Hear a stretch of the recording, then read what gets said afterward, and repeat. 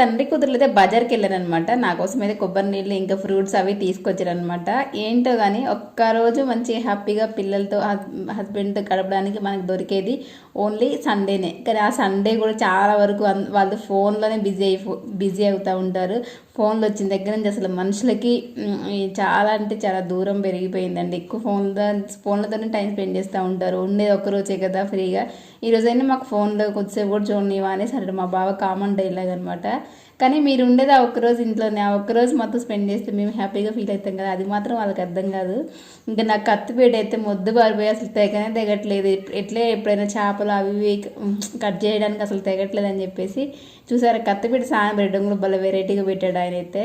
చూసారా, ఇది మా కత్తిపీట. ఇంకా చిన్న పక్కనైతే చిన్న పాపతో అలా కొద్దిసేపు సరదాగా ఇంట్లో బోర్ కొట్టేస్తున్నాను. ఇంకా పాపను తీసుకొచ్చుకొని కొద్దిసేపు అలా ఉంచినాను. మొత్తానికి ఏదో పాట పడినది ఏంటో మీరు తెలిస్తే గెస్ చేసుకోమని చేయండి.